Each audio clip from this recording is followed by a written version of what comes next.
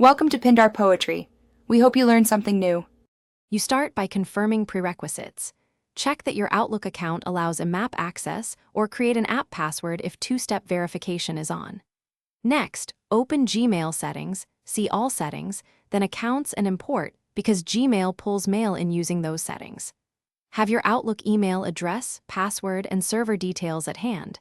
IMAP server and SMTP server names, ports, and whether to use SSL. This upfront work prevents interruptions and explains why Gmail can fetch and send using Now you add the Outlook account inside Gmail. Click Add a Mail account under Check Mail from other accounts, then choose the import method Gmail offers. POP3 is common, but use the IMAP-compatible option if available for two-way sync. Enter your Outlook username and password, then input the server and port values. Make sure to enable SSL for security and select a label for incoming messages so you can identify them. Once done, Gmail will start fetching mail. This setup defines how your messages flow. Finish by configuring Send Mail as so you can send from your Outlook address inside Gmail.